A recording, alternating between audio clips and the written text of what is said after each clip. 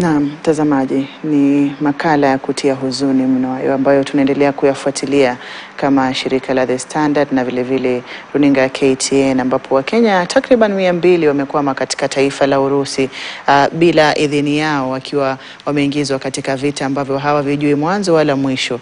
Na ndio baadhi ya masuala ambayo tunayaangazia katika mjadala wa leo, tukiangalia sera za mambo ya kigeni ambazo zinafaa kumlinda Mkenya nje ya mipaka ya taifa la Kenya. Studioni namhusisha Walid Sketi ambaye ni mwanasheria na pia ni mwanaharakati na shirika la Vocal Africa, na anamhusisha Abel Ayeyo ambaye ni mtaalamu wa masuala ya kigeni. Sijui maoni yenu ni yapi kwanza kuhusiana na makala ambayo tumeyatazama kabla ya kuingia karibu na nyumbani, kwa sababu haya yapo kwenye nje ya mipaka ya Afrika lakini bado yanawagusa wa Kenya, na kisha kuna yale ambayo yapo karibu na sisi hapa Afrika Mashariki na yanatugusa kama Wakenya. Ni filamu ama documentary ya kusikitisha sana. Manake ukiangalia kimoni yangu, huu ni ukoloni mamboleo ambapo tunachukuliwa kwenda kupigania vita vya watu ambavyo havituhusu sisi kwa namna yoyote, kwa sababu kama Mkenya ametoka hapa kwenda kule, alikuwa ameahidiwa kazi. Kwa hiyo sisi wenyewe tuna masuala yetu ya kiuchumi ambayo yanatupeleka mbio, kisha tunapelekwa Urusi kupigania vita vya Mrusi na jirani yake. Lakini jambo ambalo mimi limenigusa zaidi ni kusikia kuwa nchi ya Ghana tayari imerudisha raia wake Ghana. Swali linarudi pale pale, hii wizara ya mambo ya kigeni nchini Kenya inafanya nini? Hii docket kwa huu muda wa hivi karibuni imekuwa ikilala sana. I think hiyo ndio message kubwa sana tukitoka huko mpaka tukienda kwa majirani. Wizara ya Musalia Mudavadi tunasema it's wanting, kwa sababu Wakenya wanateseka nje na hana jukumu lingine isipokuwa kuhakikisha Wakenya wakiwa kule nje wako salama, na si salama peke yake bali wako hai. Naam, Abel. Maoni yako ni yapi ukiangalia kwamba tuna sheria ambazo zinafaa kutulinda? Kwanza tuna sheria za kitaifa, alafu ambazo zinatulinda paka nje ya mipaka ya mataifa mengine, kwa sababu mataifa ya nje pia kuna yale makubaliano ya kimataifa ya haki za kibinadamu ambayo yanakupa haki kama binadamu kupata haki hizo kwenye mipaka ya mataifa mengine, lakini bado Wakenya wanaishilia kuteseka. Asante sana. Mataifa yako na uwezo tofauti na kila taifa linakumbwa na shida zake za kipekee. Ukiangalia nchi kama Marekani, wakati pengine raia wao wamekuwa mahali fulani, tuseme pengine ni Urusi, mahali kuna vita, Sudan, wanafanya kila juhudi kuhakikisha kwamba kwanza wameeneza ujumbe kwamba raia wa nchi yao ambao wamekuwa mahali fulani watafute mahali ambapo ni safe. Kisha serikali inafanya mipango ya kuwabeba kuwapeleka nyumbani. Hiyo inategemea na uwezo wa taifa. Marekani kuna uwezo wa kufanya maneno kama hayo. Ukiangalia nchi maskini kama Kenya, tuko na shida nyingi sana. Kulisha Wakenya peke yake hapa nyumbani ni shida. Na hakuna shida tofauti kubwa kati ya hao wanaodanganywa kwenda kupigana na wale ambao wanadanganywa kwamba ukienda ughaibuni, Arab States kama Saudi Arabia, Lebanon, utapata kazi mzuri. Ukiangalia wale wasichana ambao wanadanganywa na zile pesa ambazo wanalipwa, ni pesa ambayo pengine ukikaa hapa ufanye kazi pengine ya kuuza mboga, utatengeneza ile pesa na maisha yako hayatakuwa katika hali ya hatari. Na tumeonyeshwa video za wale wasichana vile wanatandikwa, wengine wanakuwa abused sexually na wale wanawaajiri. Kwa hivyo tuko na shida hapa nyumbani ya kutowaelimisha wasichana wetu au vijana wetu kwamba msikimbie pale nje. Serikali yenyewe hapa ina abduct watoto wetu hapa nyumbani, wako na shida nyingi. Kwa hivyo kuacha zile shida ambazo ziko nyumbani kuenda kutafuta vijana ambao wameenda kutafuta kazi kama hii Urusi, shida kubwa sana. Watu waelimishwe kwamba kule nje si safe, kuna shida. Kwa hivyo ukiambiwa na mtu pengine mtu akudanganya kwamba kuna kazi mahali fulani ambayo utalipwa pesa mzuri, chunguza, jua kwamba hiyo kazi inaweza kuwa kazi kama hiyo ambayo ni hatari. Jambo la kwanza. Jambo la pili ni kwamba serikali yetu ni responsible. Kuna hiyo mikataba imewekwa kati ya mataifa. Raia wa nchi fulani akipatikana katika nchi fulani, jambo linafaa kufanywa ni Ministry of Foreign Affairs wapiwe simu, wafanye mikakati yote, alafu raia warudishwe. Kuna extradition kama kuna mtu amefanya makosa, ama repatriation kama ni mtu amekwama. Lakini sasa pia ni muhimu tuelewe kwamba ni vita Urusi, ambapo hata wale wa Russia wenyewe wako Urusini kuna shida. Ule usalama ambao wanafaa kupewa hawawezi. Je, wewe Mkenya? Na nimeenda Urusi mara moja, hata racism yenyewe ni kila mahali. Mtu mweusi ni shida. Kwa hivyo unapodanganywa unafika pale kwamba kuna kazi unaenda kupewa, unafaa kufikiria sana. Kwa hivyo before serikali kuchunge wewe kama Mkenya, unafaa kujichunga. Singependa tudanganya wa Kenya kwamba serikali inafaa kukufuata kila mahali kuchunge. Wewe Mkenya tumia akili yako, usikimbie kutoka hapo ukidhani ile ngambo nyingine majani ni mabichi, kumekauka. Kaa nyumbani. Kama ni serikali mbaya ambayo pengine ipatie vijana wetu ajira, isukumwe kabisa mpaka itengeneze nini? Ajira. Jambo ambalo linasukuma vijana kukimbia kutafuta pesa ni uchumi ambao ni mbaya hapa nyumbani. Hakuna mtu angependa kwenda kufanya kazi ambayo inamweka katika hali ya hatari kule nje. Tukitengeneza uchumi wetu, vijana wapate kazi hapa nyumbani, wapate njia ya kufungua biashara zao, hawezi wakakimbilia maneno kama haya. Na ningependa kusema kwamba si huku peke yake. Kila siku kuna vijana ambao wanaokolewa huko Libya.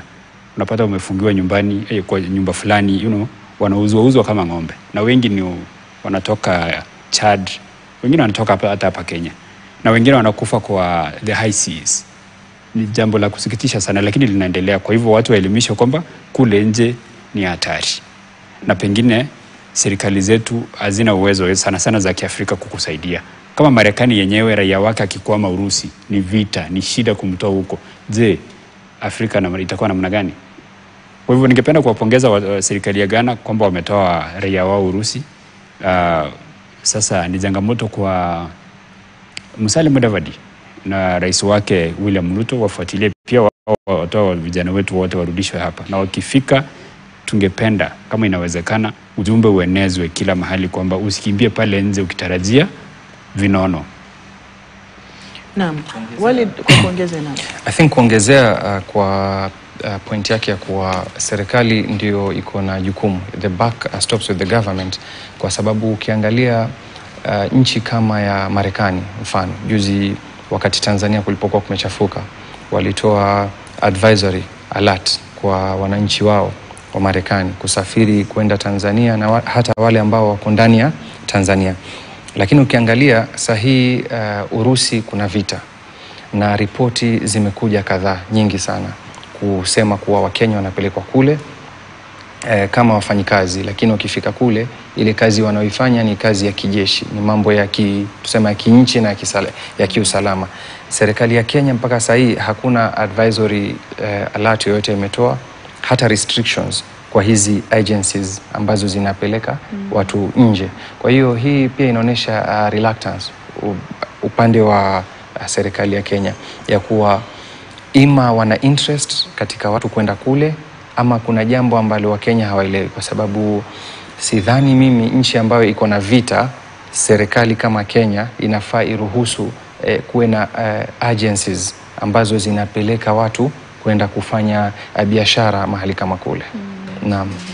Mbali na hata kuingia kwenye vita, ikiwa nchi na vita kama ulivyotaja, unaweza ukapatwa na mkasa ukiwa uko mahala ambapo wasiopa vita. Nafikiri ni jambo ambalo ni la muhimu kuliwazia pia. Lakini tukiangazia sera na sheria zinasemaje, Mkenya anapokuwa kwenye mipaka ya mataifa ya Afrika ambayo yapo chini ya muungano wa mataifa ya Afrika, alafu kuna yale mataifa ambayo yapo chini ya muungano wa Afrika Mashariki, na kuna yale mataifa ya ughaibuni ambayo hayapo kwenye misingi ama mipaka ya Afrika. Tofauti ya haki zake na sheria zinazomlinda yeye kama Mkenya zinabadilika vipi? Tukianza na Walid alafu tazungumza na mwanzo. Unajua hii East African Community inaeleweka vibaya. Watu wanaielewa East African Community kama ni umoja wa viongozi wa Afrika Mashariki, na viongozi wa Afrika Mashariki wameifanya ionekane hivyo, ya kuwa kiongozi huyu na huyu na huyu ndio wanafanya ile Afrika Mashariki iwe moja. Afrika Mashariki ni moja, na lile neno community inamaanisha ni jamii, na sisi ni jamii kabla ya ukoloni, kwa sababu kuna Maasai upande wa Kenya, Maasai upande wa Tanzania, kuna Wadigo upande wa Kenya, kuna Wadigo upande wa Tanzania na kabila nyinginezo, hata wa Somali, wa Kenya na wa Somalia. Haki za kibinadamu tunasema ni universal mwanzo. Ni haki ambazo zina apply dunia nzima kwa kila binadamu yoyote yule. Na pia tunasema hawezi kuzigawanya, kusema mfano haki ya uhai ni bora kuliko haki ya kula, kwa sababu zinaambatana. Kwa sababu bila ya chakula hakuna uhai. East African Community iko governed na vipengee kadhaa vya kisheria, vile vya kilimwengu. Kuna Universal Declaration of Human Rights, kuna International Covenants on Civil and Political Rights.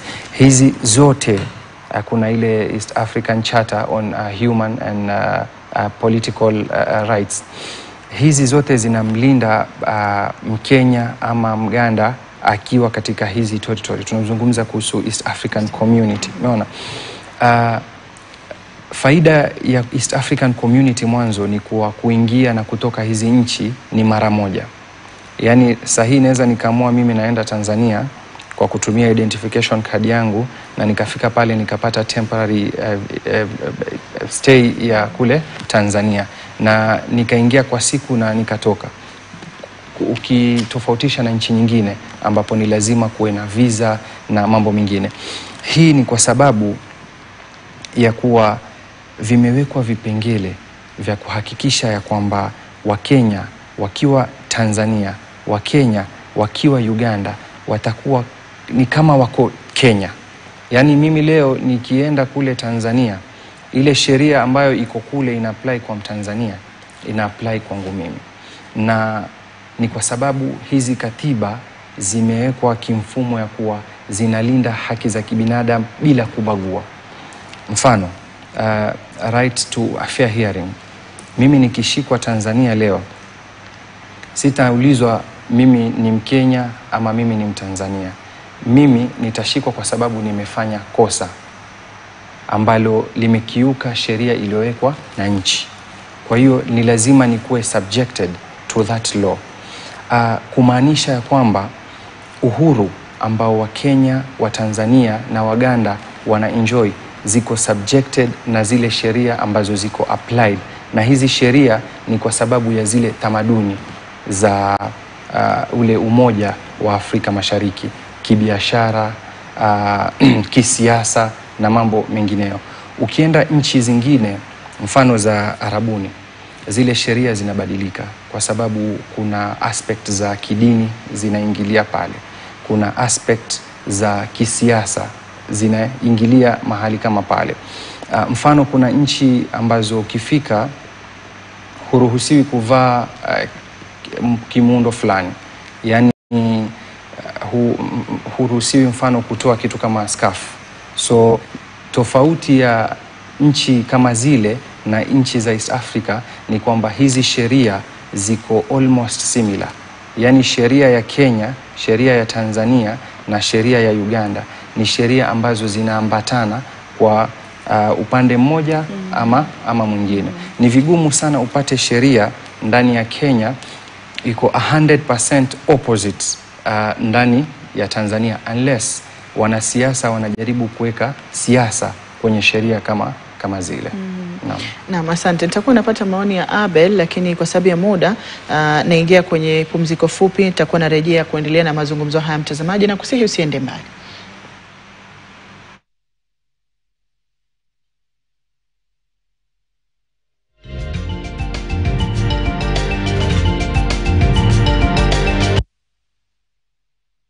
Bajo el cielo roto de promesas sin sentido, where deceit lurks behind every smile,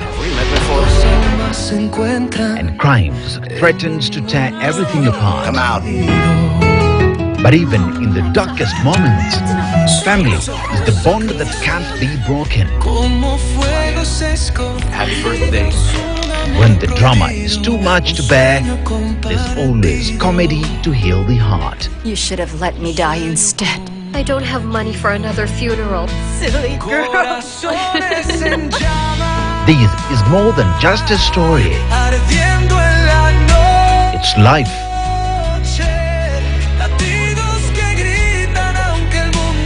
Passion. And redemption. KTN Telenovelas, where every emotion tells a story.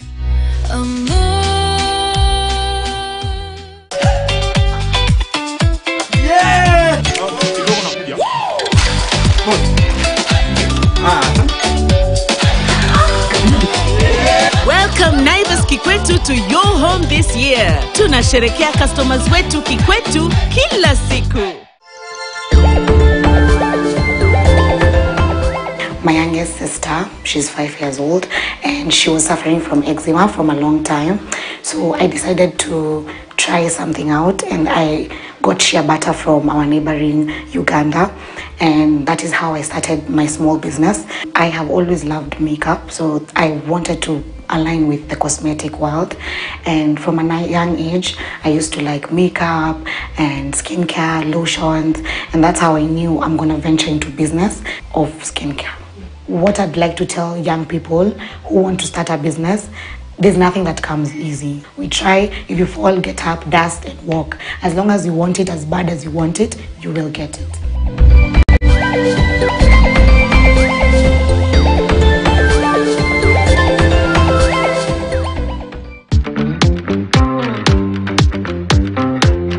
In a country full of stories, who's telling yours? Kama say Gen Z, hata watumii 5 common sense. Hawa sasa wako na 7 jo. Hawa sasa wako na 7 senses. From the issues that matter to the voices that inspire. The county government does not support us. Vitu zimepanda, uchumi imekuwa juu sana. We put the spotlight where it belongs. Has your concentration span been affected due to your use of social media? We challenge the system. 1, 2.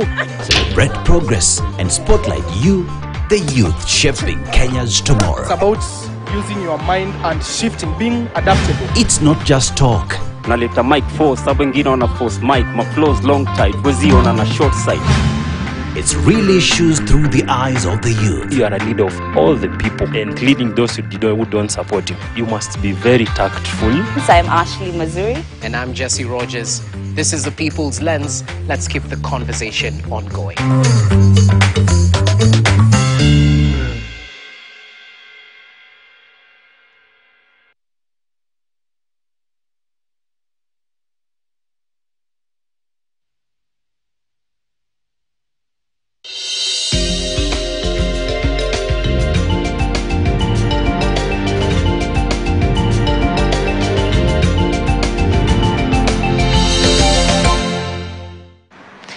Karibu tena mtazamaji, tukiendeleza mazungumzo kuangazia haki za Mkenya nje ya mipaka ya Kenya, na hususan katika mipaka ambayo iko chini ya muungano wa mataifa ya Jumuiya ya Afrika Mashariki, ambayo kwa hivi karibuni tumeona kwamba sheria hizo hazimlindi Mkenya, hazimlindi Mtanzania wala Mganda katika mipaka hii ya mataifa ambayo yapo chini ya jumuiya hiyo inayofaa kulinda haki zao za kidemokrasia na hata za kibinadamu. Tukiendeleza mazungumzo haya, naendelea kumhusisha Walid Sketi ambaye ni mwanasheria na pia ni mwanaharakati wa shirika la Vocal Africa, na anamhusisha Abel Ayeyo ambaye yeye ni mtaalamu wa masuala ya kigeni. Na tukirejea kwenye sehemu hii, Abel, ilikuwa ni fursa yako kuzungumzia masuala ambayo tunayaona kwa sasa. Kwa mfano kama kisa cha kina Oyo na Njagi, tumeona kisa cha kina Boniface na wengine wengi ambao bado aidha wamezuiliwa nchini Tanzania na wanapoachiliwa wanakuja nchini Kenya, wanaeleza taarifa za mateso na mazingira ambayo kwa jumla hayaendani na zile haki ambazo zinafaa kumlinda mwanachama wa Afrika Mashariki ama Mkenya kwa jumla anapokuwa kwenye mipaka hii. Asante sana. Tuko na shida kubwa sana katika kutekeleza zile sheria ambazo tuko nazo katika nchi zetu hizi, Kenya, Uganda na Tanzania, sababu ya ile nafasi kidogo ya demokrasia. Unapata katiba kama sasa katiba ya Kenya ambayo tunaambiwa kwamba is the most progressive I think in the world, lakini the manner in which inakuwa executed and implemented haiambatani na the spirit of the constitution itself. Kwa hivyo unapata kama Tanzania kuna sheria ambayo inafaa kuwachunga pengine ni wa Kenya ama Waganda ambao wameingia pale, lakini sheria inawekwa kando. Ukimsikiliza rais wa Uganda alitokeza waziwazi akasema kwamba hawa jamaa walikuwa wameshikwa, walikuwa wamefungwa. Aliongea ni kama alileta mzaha katika matamshi yake, ni kama alikuwa anacheza tu. Lakini ukitazama katiba ya Uganda ni kwamba mtu akikamatwa pengine ametuhumiwa kutekeleza jambo fulani ambalo ni kinyume cha sheria, nafaa kupelekwa kotini katika masaa fulani. Kisha akaambiwa umeshikwa sababu ya XYZ na unafaa kufanya nini? Kupatiwa haki ya kupata wakili, ukatetewa.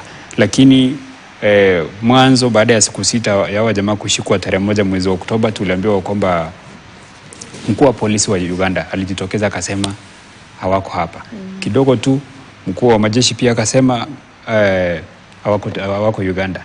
Mpaka wa Museveni mwenyewe, president mwenyewe amekubali kwamba walikuwa wameshikwa. So hii kufungiwa ni kinyume cha sheria. Ni kinyume cha sheria ya Kenya, kinyume cha sheria ya Uganda, kinyume cha sheria ya nini? Ya Tanzania. Na katika Jumuiya ya Afrika Mashariki pia kuna hizo sheria ambazo zina safeguard safety ya nini? Ya citizens.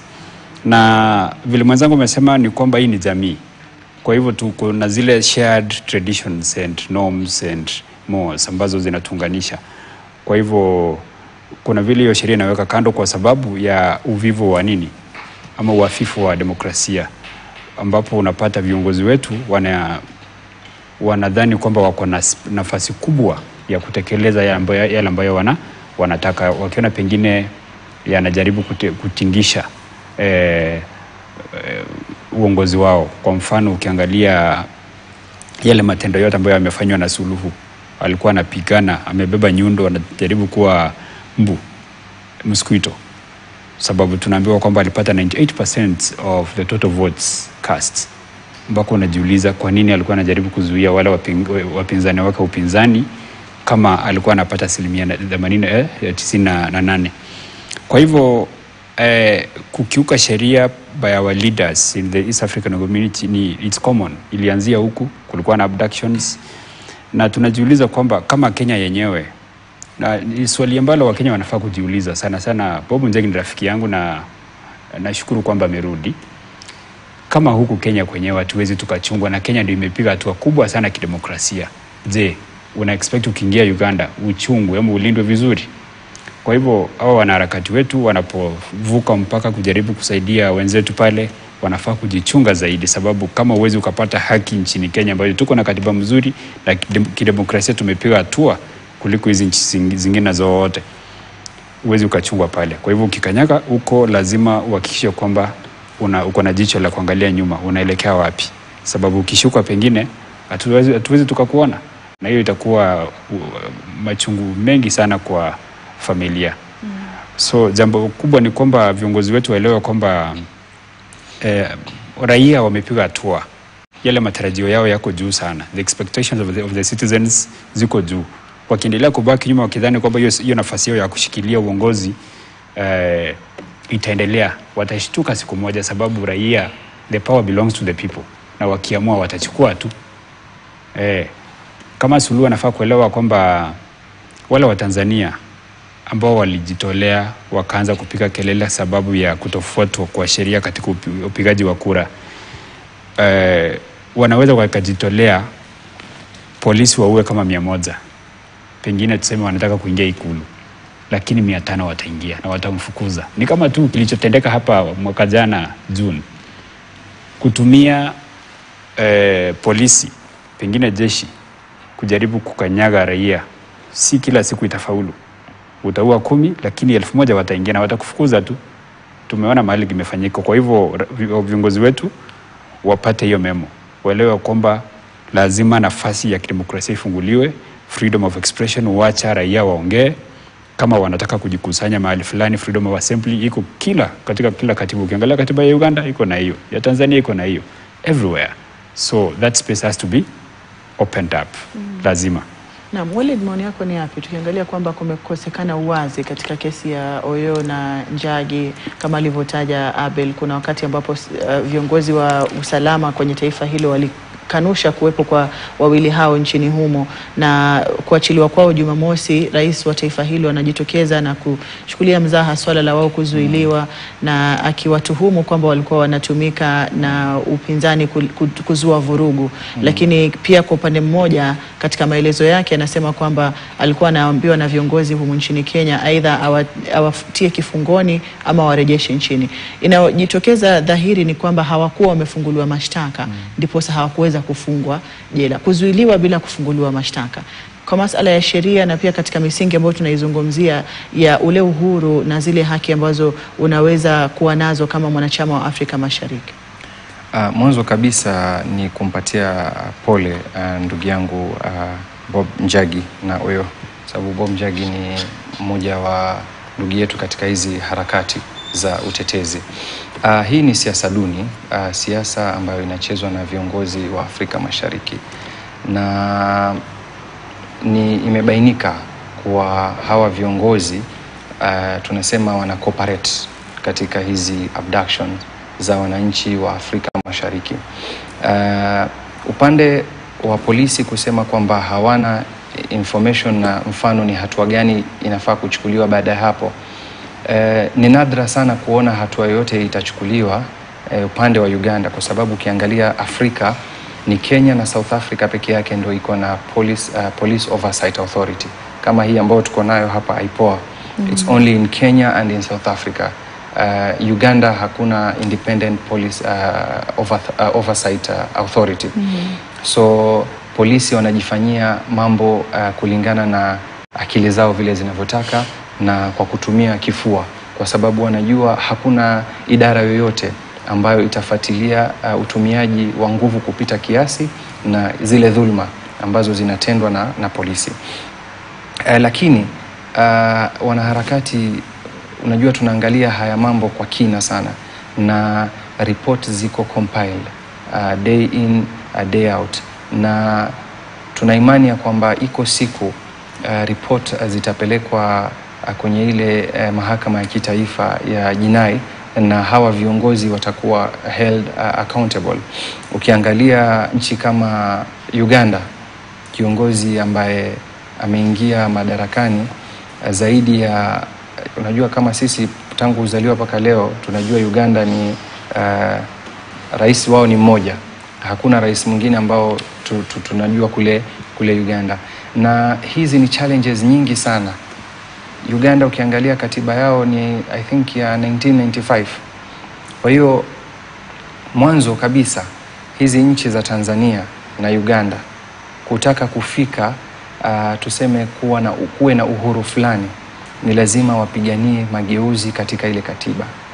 Kuletwe katiba ambayo itaafikiana na malengo ya vijana na malengo ya dunia ya sasa. Ukiangalia 2005 waliweza kutoa ile presidential limit, wakati zamani kulikuwa na ile presidential limit kwenye ile katiba ya Uganda, waliweza kutoa age limit in 2017 katika ile katiba. Sasa unapata huu ni utawala wa kiimla. Kwa hiyo sisi kama watetezi wa haki za kibinadamu, hata kisheria huwezi kuexpect nchi kama hiyo kurespect haki za kibinadamu, kwa sababu ni nchi ambayo inapelekwa kimabavu, ni nchi ambayo inapelekwa kwa mtu mmoja kutaka kukaa kwenye utawala. Ni lazima wakubali ya kwamba hii wave ambayo inapita Afrika ni wave ya mageuzi, na vijana wale ambao walikuwa wakiambiwa ni viongozi wa kesho yao ndio leo imefika. Hawa viongozi wanafaa wafikirie kama wazazi, ya kuwa unapompatia ushujaa mwanao na kumpatia elimu, inafika wakati kile ulichompatia anataka kukifanyia kazi. Na ndio tunaona haya yote yanayoendelea Tanzania. Appraisal ya Gen Z wa Tanzania, I think dunia nzima imeshtuka sana kuona Tanzania vijana wale ambao tulikuwa kwa sisi tunasema Watanzania ni waoga. Watanzania walikuwa wakizungumza wanasema sisi kama Watanzania walikuwa wamekandamizwa, wamewekwa chini, kwa sababu viongozi waweka ile fikra ya kuwa kiongozi kutaka kudili na yeye ni heshima zaidi kuliko sheria. Lakini wameamka na kuzinduka sahihi, wameona sheria inakuja juu ya kiongozi, and no one is above the law. Naam, Abel, tukiangalia baadhi ya masuala ambayo ameyazungumzia Walid, sheria na pia umegusia kwamba tuna katiba ambayo imeendelea sana katika ngazi za kitaifa na kimataifa. Na tukiangalia katika mataifa jirani yanayotuzunguka, tutasema labda katika swala la sheria na sera ambazo ni bora tunaongoza. Kustokuwepo kwa sera ambazo zipo kwenye viwango sawa na sisi kwenye mataifa jirani, kuna changia vipi katika kukandamiza sera za Mkenya anapokuwa katika mataifa ambayo si Kenya? Kwa mfano, kuna sheria ambazo hapa nchini Kenya zipo na labda hazijafanywa marekebisho sawa na hayo nchini Uganda na Tanzania. Hilo linaleta hatari gani katika wewe kukosa haki yako ama uhuru wako kama Mkenya unapokuwa kwenye mipaka ambayo ni mataifa jirani, mko kwenye jumuiya moja ya jamii ya Afrika Mashariki, lakini sheria zenu hazipo kwenye viwango sawa? Hiyo ni shida, kwa sababu ule uhuru tumezoea kupata kama Wakenya sababu ya katiba yetu, na sababu tuko katika jumuiya.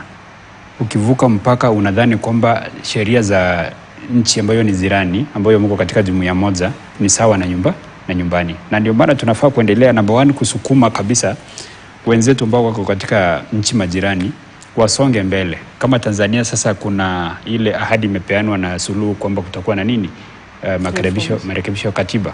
Tunaangalia tuone kama ataweza. Uganda pia sijui itakuwa lini. Mwenzangu amesema tulizaliwa tukisikia rais wa Uganda ni Museveni, bado yuko tu na tunazeeka.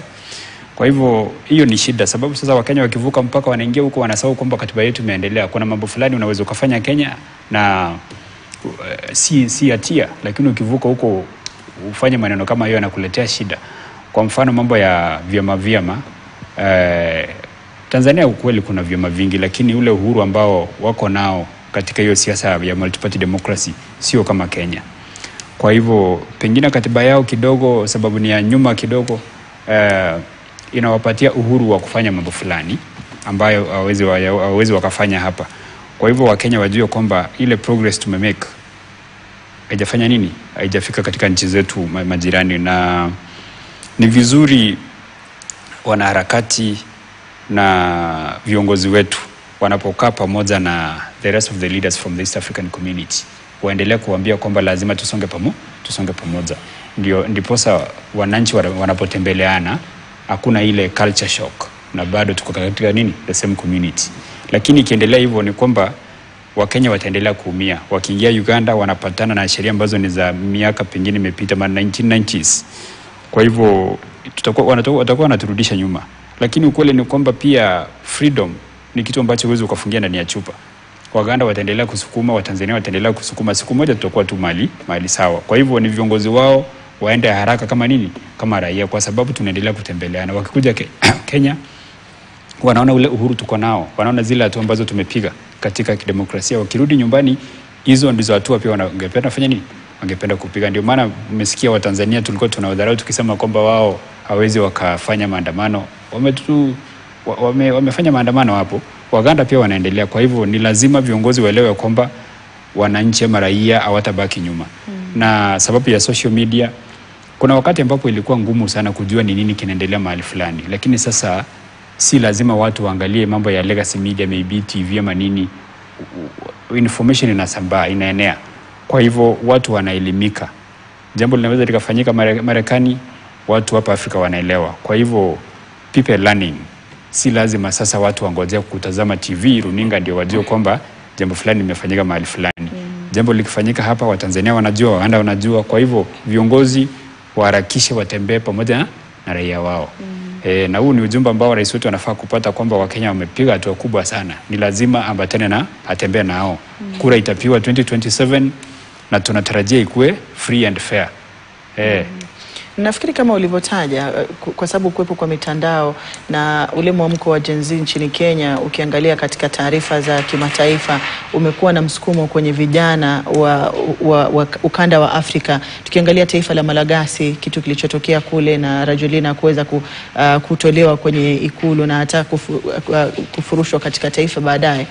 Lakini kwa jumla tunaangalia mwamko ambao vijana wanafahamu haki zao, wanazielewa haki zao, wana matumaini na pia maono ya haki na demokrasia ambayo inakuwa wakilinganisha na mataifa mengine.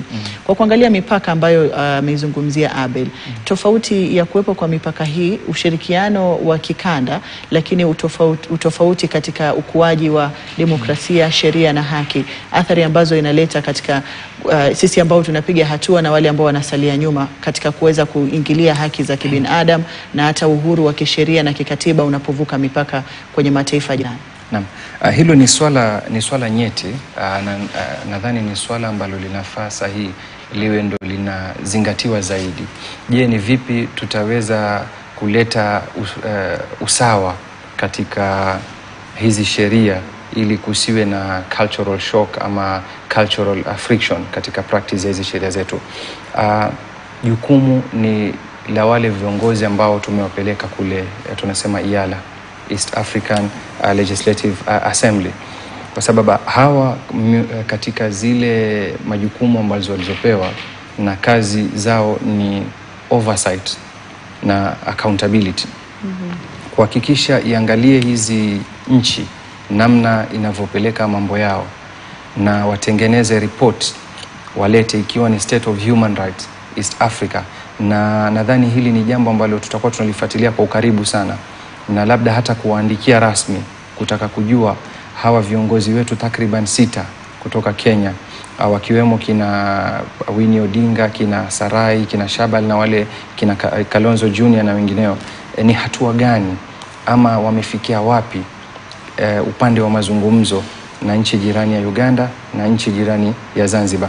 Je, ni mambo gani ambayo wameweka kwenye meza kuhakikisha ya kwamba East Africa sio stawi peke yake bali inakuwa kidemokrasia? Najua viongozi wengine wa Afrika wanadhani demokrasia ni kushinda kura, wakati 98% ya wale opposition umewaweka kwenye tunasema kizuizi. Demokrasia ni checks and balances. Demokrasia ni strong institutions. Demokrasia ni respect for human rights, zile fundamental rights. Hiyo ndo demokrasia. Demokrasia si kushinda uchaguzi peke yake. Uchaguzi hushi, unaiba, unasema tulipiga kura na tumeenda mbele. Na pia jukumu lingine litakuwa ni kwenye upande wa African Union, Umoja wa Afrika, kwa sababu tumeona kwamba juzi wametoa ile report ya kusema kwamba huu uchaguzi wa Tanzania ni uchaguzi ambao haukuwa wazi. Swali ni what is next? Mumesema kwamba kama SAD pia wamesema kwa uchaguzi wa Tanzania ulikuwa si wa wazi. Kama uchaguzi haukuwa wazi, inamaanisha uchaguzi ulikuwa ni hush, uchaguzi bandia. Inamaanisha kwa uchaguzi haukufanyika. Na nchi kama Tanzania katika katiba yake haina ile fursa ya kupeleka petition kuhakikisha kwamba ule uchaguzi unarudiwa ama, lakini haimaanishi kwamba sheria yao ambayo inakiuka haki za kibinadamu, kwa sababu political rights are also human rights. Political rights determine the kind of life wale watu wanaishi pale kiuchumi na pia kihaki zingine za kibinadamu. Kwa hiyo haya yote ambayo tunazungumza kuhusu kuleta Afrika Mashariki kwa pamoja ili kuondoa zile cultural barriers upande wa sheria ni jukumu ya hizi organization, the African Union and the East African Legislative Assembly, kuhakikisha ya kwamba haya mambo ambayo yanatokea yanazungumziwa mpaka suluhisho ipatikane. Ikiwa katiba ya Tanzania 1977 haimruhusu mtu yoyote kupeleka presidential petition, watafanya vipi kuhakikisha kwamba wawalete wa Tanzania ama wale jenzi wa Tanzania kwenye karne ya 21? Naam, nafikiri hayo tutakuwa tunajaribu kuona iwapo miungano ambayo ipo katika ukanda wa Afrika ambayo imetoa kauli hizo itakuwa inachukua hatua gani. Vile vile pia kuna sheria ambazo zinaruhusu Mtanzania kumshtaki rais iwapo amevunja sheria ama haki za kimsingi. Na mbali na kuweza kurudiwa kwa uchaguzi, kuna mengine mengi kama walivyotaja ambayo huenda yakachukua mkondo iwapo kutakuwa na ile nia. Lakini Abel, tunapoangalia bunge la Afrika Mashariki IALA na majukumu walionayo kuwajibisha uongozi wa mataifa chini ya muungano huo na jumuiya hiyo na kuhakikisha haki za kimsingi na yale makubaliano ya kikanda na haki ambazo bado zinasalia katika mipaka ya kikanda zinatimizwa. Linalegea ama liko kwenye kiwango gani katika utekelezaji? Kwa sababu kama alivyotaja Walid, anahisi hakujazungumziwa, viongozi walio katika bunge hilo chini ya taifa la Kenya hawajazungumzia masuala tunayoyazungumzia sisi mitandaoni na hata kwenye majukwaa kama haya. Asante sana. Katika kutekeleza ama kuunganisha mataifa katika jumuiya kuna stages, political union, kuna customs union, mambo ya kiuchumi, biashara na kadhalika. Na ukiangalia historia ya IALA, East African Legislative Assembly, ni kwamba kwa muda mrefu sana sasa wamelaumiwa kwa kutotekeleza mambo yao. Na ukiangalia vikao vyao, mara nyingi unapata hata wale watu ambao wanahudhuria ni hakuna quorum. So kuna tofauti kubwa kati ya IALA na African Union. Zote naziita toothless bulldogs. Uwezi ukatarajia kutokea jambo la maana kutoka katika bunge hilo. Hakuna siku tumeambiwa kwamba IALA imefanya jambo fulani limesaidia kuleta pengine hizi nchi pamoja karibu, ama pengine wamepeana statement kusema kama sasa tumeambiwa ule uchaguzi uliofanyika Tanzania au kuwa huru na wazi. IALA hawajatupatia their own verdict concerning the election. Kwa hivyo kidogo kuna vile wanalegea katika kazi yao, na kuna sababu kubwa.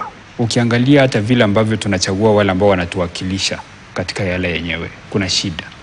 Hakuna ile competence. Pengine mimi ni kigogo wa siasa, niko na chama, nichukue mtoto wangu nimtume pale, pengine nichukue my side chick nimtume huko. Unaona? Kazi yake ukaenda anunue makeup, vitu kama hizo. Ndio maana hatujapata jambo kubwa sana likitokea katika IALA. Kwa hivyo sitarajii kutokee jambo tofauti, kwa mfano kwa sababu IALA imekuwa kwa muda mrefu sasa.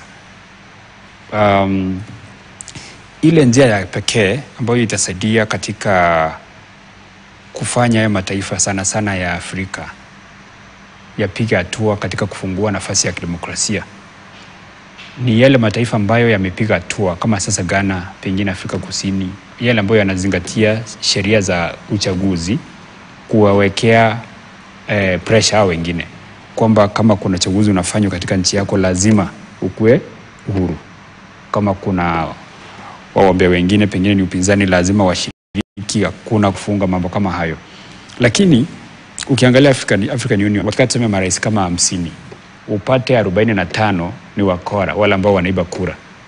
Kama ni kura inapiwa, tuseme pengine wanataka kusanction uchaguzi ambao umefanywa Tanzania, wale wakora watashinda wengine. Kwa hivyo hakutakuwa na hiyo sauti ya kuwa sanction Tanzanians for a fake election. Kwa hivyo tuko na hiyo shida. Na uzuri ni kwamba wananchi wanapiga hatua. Kwa hivyo hata kama viongozi wetu wanabaki nyuma, watashinikizwa, watasukumwa kabisa. Lazima wafanye nini? Wafike mahali ambao raia wamefika. Na tutaendelea kuimba siku baada ya siku kwamba raia lazima wafanye nini? Waamke, wajipiganie. Wakati mwingine wanapata viongozi wanalalia masikio, wanadhani kwamba ni kama sasa Kenya. Kuna mtu anachaguliwa kama rais, simaanishi rais wetu wa sasa.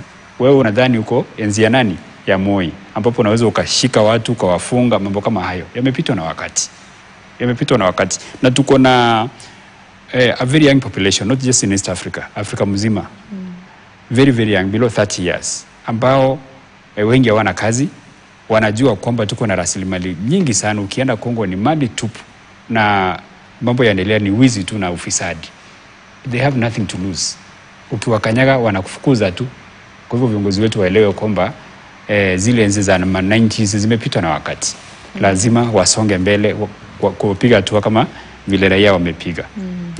Na bila shaka tutakuwa tunarejelea hayo na kuendelea kuangazia haki ambazo zinafaa kusalia kuwa za kimsingi nje ya mipaka ya taifa la Kenya, aidha iwe ni katika ukanda wa Jumuiya ya Afrika Mashariki au hata katika bara la Afrika, lakini bado kwa sababu moja au nyingine zinafumbiwa macho na kusababishia Wakenya tabu na mahangaiko wanapokuwa katika mataifa jirani ambayo kwa mfano hayajapiga hatua kisheria katika urekebishaji kama ilivyopiga Kenya, lakini kwa jumla tu katika mapuuza yaliyopo kwenye uongozi wa mataifa ambayo yanazunguka taifa la Kenya katika ukanda huo wa Jumuiya ya Afrika Mashariki. Nitakuwa narejea hivi punde na kusihi usiende mbali.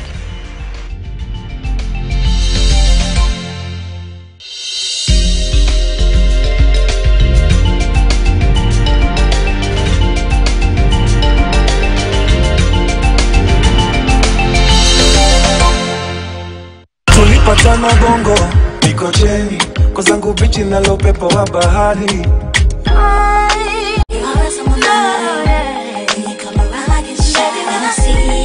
DJ Tatua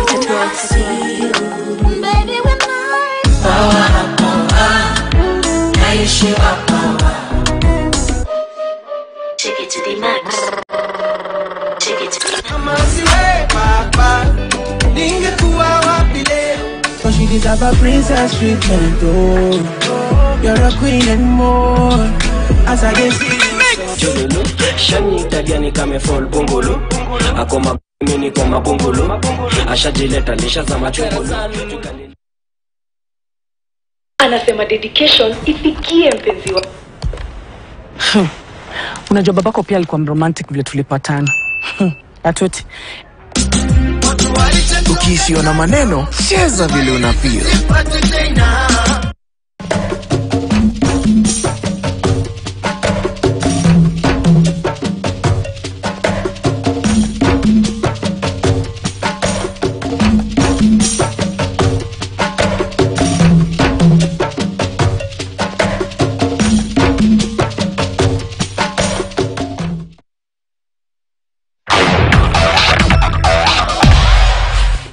Aite wamama wa kufua na wamama wajane na mayatima waende State House. Sasa sisi watu wa chini. Wale watu walituita watu mboka, watu pikipiki. Aite tena wachonga ng'ombe. Mama mboga, boda boda, wakulima wadogo. Aite mama fua na mayatima na wajane awasaidie. Wamama wa kufua wa get B.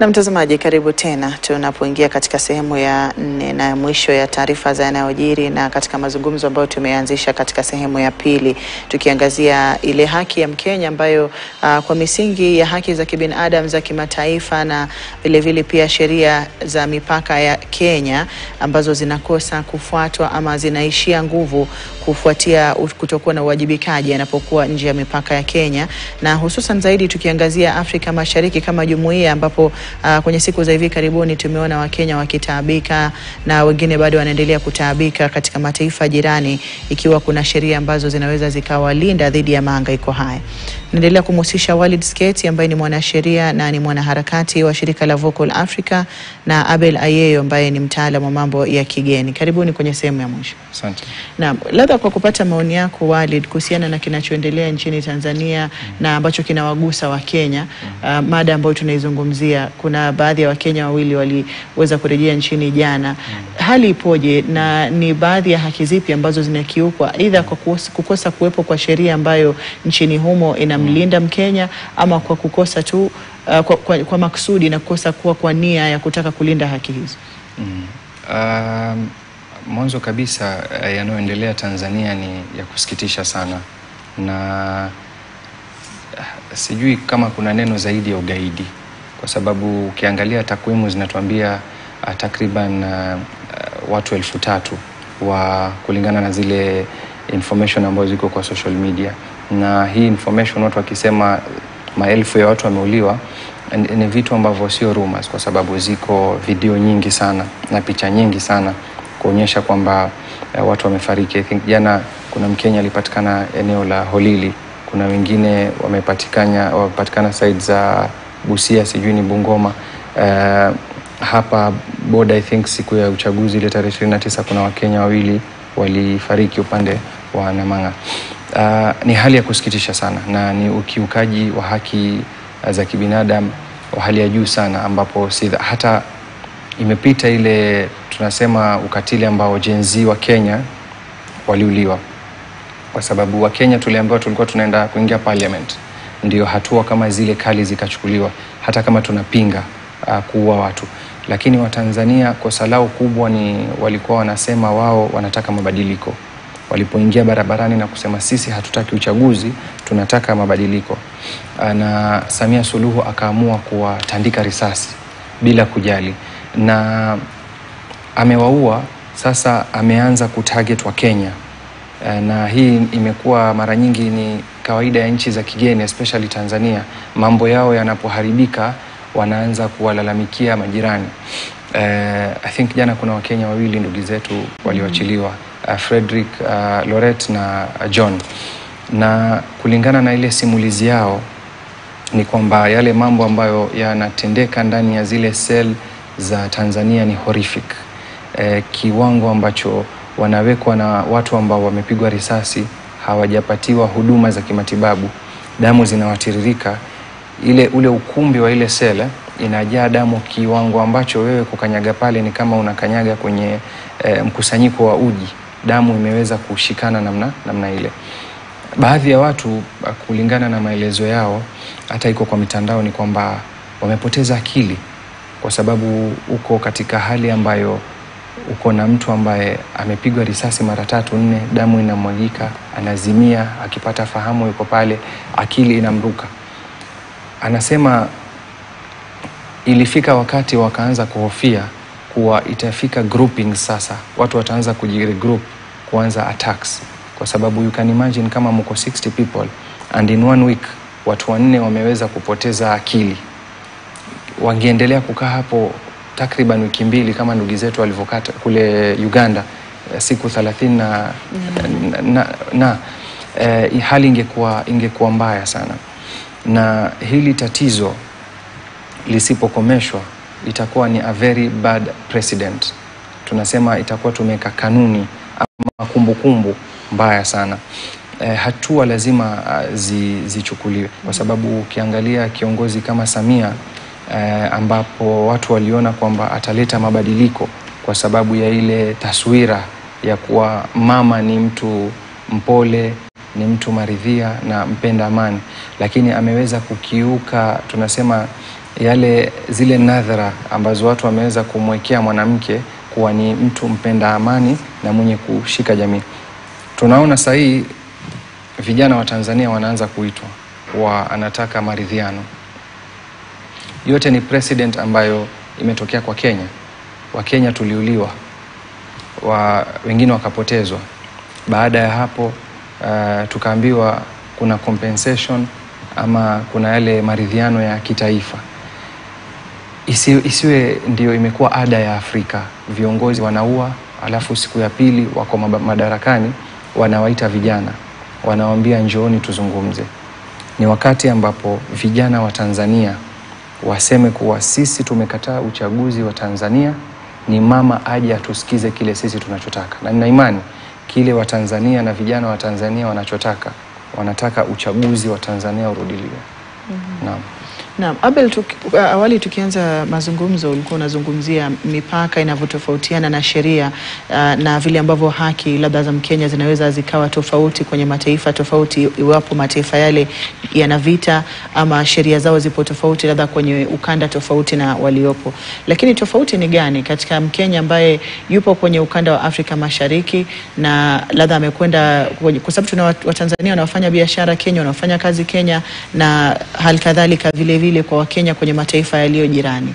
Unapokamatwa nchini Tanzania, na ni kwa mazingira yapi ambayo haki zako hazifai kuwa tofauti na vile ambavyo zingekuwa nchini Kenya?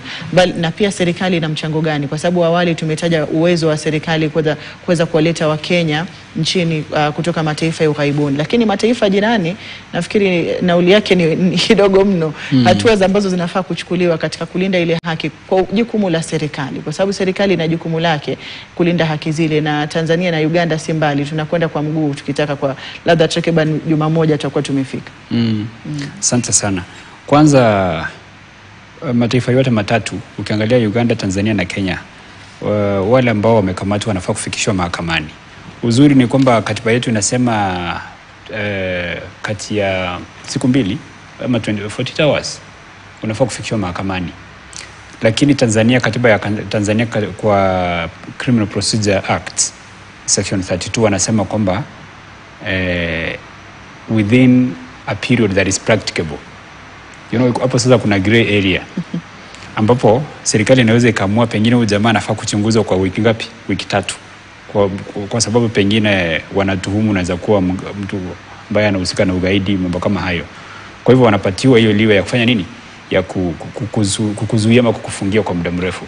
Kwa hivyo Wakenya wanafaa kuelewa kwamba sababu ya tofauti za kikatiba, ukikanyaga Tanzania kuna vile unaweza ukatritiwa ama ukaandiliwa ina njia ambayo ni tofauti na Kenya.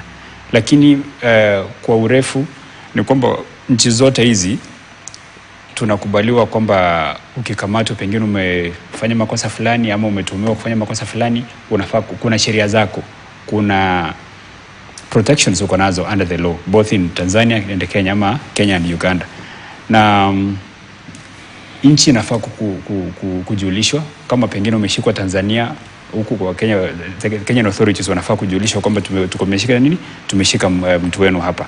Na ni sababu ya East African Community kuna hizo protocols. Unafaa kukuwa treated kama member of the community. Hakuna tofauti kati ya Mtanzania ambaye ameshikwa Tanzania na Mkenya ambaye ameshikwa wapi? Tanzania. Sheria ni sawa kulingana na ile mikataba ambayo imewekwa katika jumuiya. Shida ni kwamba kuna hiyo culture, the culture of impunity ambayo imeendelea Uganda na Tanzania kuliko hapa. Ndio maana ukiona Museveni akisema nilikuwa nimewafungia, yeye ni kama kawaida tu, anacheka tu, unaona. Na aliendelea kusema kwamba it's okay, ni kawaida kufanya hivyo. Kama tumeshika mtu na tumesikia kwamba alikuwa anakuja kuvuruga amani, tunakubaliwa kumshika. Na anajua kwamba sheria ya Uganda imruhusu kufanya hivyo. Ndio maana ulisikia Bobi Wine akisema kwamba ipo siku ambayo Museveni atashikwa na ataeleza kwa nini alikuwa anafanya nini, anavunja sheria akijua. Sababu sheria ya Uganda inasema kwamba mtu akishikwa anafaa kupelekwa mahakamani. Ndio maana Museveni alipopigiwa simu na viongozi wa Kenya, walimwambia tumia sheria ya Uganda, wapeleke wapi? Mahakamani. Wakipatikana na makosa wafungwe. Kama uwezi ukafanya hivyo, waachilie. Ndio akawaachilia. Kwa hivyo kuna sheria ambazo zipo, lakini hizi nchi hazijapiga hatua ya kufikia mahali tumefikia ambapo kuna ile fidelity to the law, kuheshimu sheria. Kwa hivyo Wakenya waelewe kwamba ukikanyaga Tanzania kuna tofauti, ukikanyaga Uganda kuna tofauti. Jambo lingine ambalo ningependa kusema ni kwamba Suluhu ni muoga. Na sijasema kwamba viongozi akina mama ni waoga. Na viongozi wao ni wabaya. Mama mwenyewe ni wa Zanzibar. Kuna ule mkataba ambao ulikuwa umewekwa kwamba rais wa Tanzania anafaa kuwa kutoka mainland. Alafu Zanzibar inafaa kupeana nini? Naibu wake. Alipoaga dunia JPM Magufuli, kuna cartel anaitwa Kikwete. Ndiye aliharakisha akafanya nini? Akaapishwa. Yeye ndiye alitangaza kifo cha Magufuli kisha akaapishwa kama nini? Rais wa Tanzania. Na mambo mengi ambayo hata ile bad blood ambayo yuko kati ya Kenya na Tanzania ilianza wakati wa uongozi wa nani? Wa Jakaya Mrisho Kikwete. Kwa hivyo sababu ya biashara zake, mwana biashara mashuhuri sana. Biashara alikuwa amehamisha kapeleka Kongo, amerudisha Tanzania chini ya uongozi wa nani? Wa Suluhu. Dhambi zote ambazo zimefanywa, kukandamiza watu, kuua watu wakati wa kura, zilifanywa kwa sababu ya nani? Suluhu is a puppet, and that is the biggest problem. Na ile siku viongozi wengine wa Afrika watagundua kwamba kuna shida hapo, watamwambia, watashinikiza kabisa ashikilie mambo ya kufanya nini? Kuleta mabadiliko ya katiba. Naam, tukitajilia kwenye mada labda sketi, tukiangalia swala la kipi cha kufanywa. Kwa mfano, iwapo kuna sheria unahisi zimekiukwa, wewe kama Mkenya unapokuwa kwenye taifa jirani, kuna njia za kisheria ambazo zinakuruhusu kufuatilia, ama mara nyingi unashukuru tu kwamba umerejea nyumbani na inaishia pale na huwezi kufuatilia zaidi ya hapo kisheria? Na labda kwa sababu ya muda unaweza pia kuongezea iwapo kuna sheria zinamlinda Mkenya kama nyinyi wanaharakati katika kwenda kufanya shughuli za wanaharakati katika mataifa haya jirani, na kama kuna hatia hii ni ya kisheria ama tu ni ya mapuuza ya uongozi? Mwanzo kabisa ni kwamba sheria kufuatilia haki iko, na ina depend unataka kupeleka kesi yako wapi, na ile jurisdiction ambayo wewe unaona ni sawa. Ukiona haki yako imekiukwa Tanzania na yule unayemshtaki yuko Tanzania, unaweza kupitia wakili wako ukamshtaki kwenye zile koti za Tanzania, na I think kuna mpaka ile East African court ambapo inafika determination, inaweza kutoa determination. Documentation ndio kitu muhimu sana.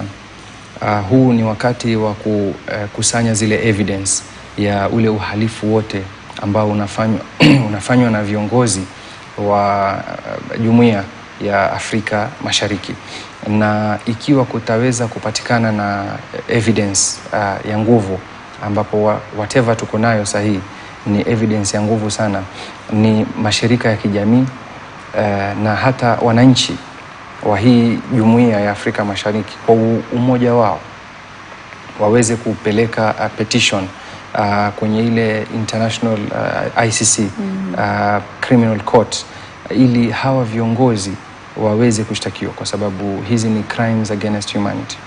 Watu wanajaribu kuitwa sahihi kwenye mazungumzo, na watu wameshaitwa kabla ya hapo, lakini wale ambao wamefariki, je, haki yao ni vipi?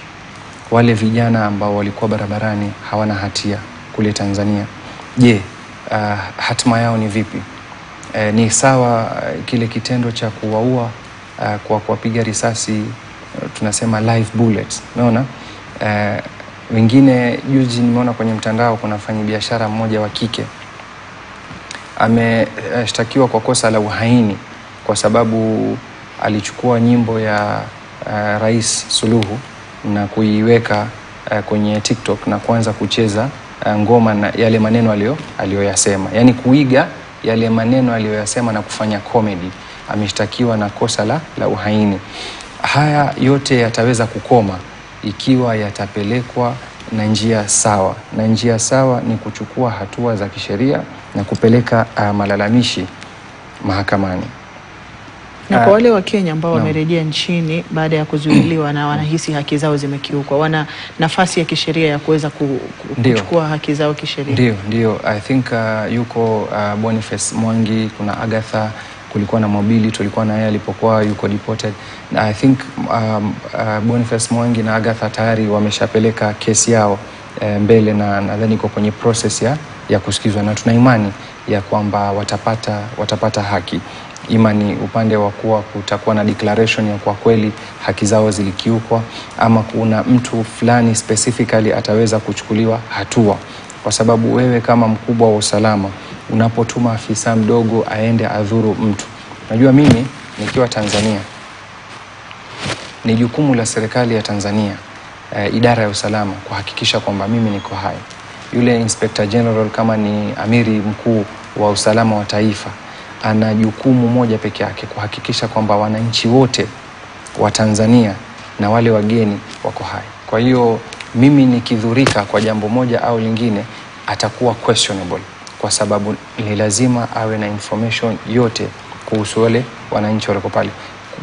Kwa upande wa wanaharakati imekuwa hatari sana kwenda kwenye hizi nchi jirani, na I think solution ambayo iliyobaki tunasema ya kisheria ni moja peke yake. Kiwa sisi wa Kenya tutajifeel hatuko salama Tanzania, ama unaweza kuwa profiled, wewe ni Mkenya, unashikwa na unaanza kuwa tortured, basi tunasema ile diplomatic relation na Tanzania ama Uganda lazima iwe review, na mwenye kuweza kuifanya hivyo ni waziri wa masuala ya kigeni peke yake. Labda kwa kumalizia, swala la kuwepo salama nchini Tanzania ama Uganda ukiwa Mkenya, na halikadhalika kwa upande wa Uganda na Tanzania nchini Kenya, iwapo lina tashwishi, tutakuwa tunaelekea wapi, na pia labda la kufanywa kama alivyotaja Wali tukimalizia? Mambo ya usalama ni kwamba viongozi wetu sana sana wa Kenya, sababu wa Tanzania wakiwa wa Kenya wana shida, Uganda wakiwa wa Kenya wana shida, lakini pia tumeona si ati hawana shida kabisa, sababu tumekuwa na shida. Bezi alitolewa hapa akapelekwa, sijui alipelekwa wapi. Kuna yule mama kutoka Tanzania pia alishikwa. Kwa hivyo tumefanya makosa pia kidogo, lakini sio kama ile miili sasa inatoka Tanzania. Kwa hivyo jambo la kwanza, kuna ile personal security personal responsibility. Kama Mkenya, kama umeingia Tanzania kwa sababu yoyote, pengine ni shule, biashara ama kujaribu kusaidia katika wanaharakati, hakikisha kwamba usalama wako ni jambo la muhimu.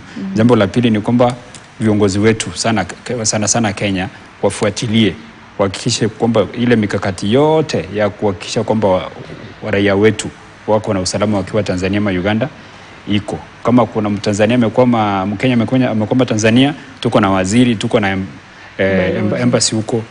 Wafuatilie, wahakikishe kwamba hiyo iko. EALA ianze kufanya kazi yake vile ambavyo inafaa. Ndiposa raia wa nchi zote hizi waanze kuona matunda ya jumuiya. Asante. Naam, asante. Kwa sababu ya muda tunafika tamati ya mazungumzo haya, lakini washukuru sana wageni wangu kwa kuja na kujumuika nasi. Nimshukuru Walid Sketi ambaye ni mwanasheria na mwanaharakati wa shirika la Vocal Africa. Asante sana kwa kuja na kwa muda wako. Na pia nimshukuru sana Abel Ayeyo ambaye ni mtaalamu wa masuala ya kigeni. Asante sana Abel kwa kuja na kwa mchango wako kwenye mazungumzo haya. Karibu. Na mtazamaji wenzangu wa News Desk wameshawasili studioni, watakuwa na shukrani kwa matangazo haya kwa lugha ya Kimombo kuendelea kukutaarifu yaliyoibuka na kugonga vichwa vya habari. Nimekuwa wako Hadia Mwasiwa, hadi wakati mwingine inshallah. Kwa heri.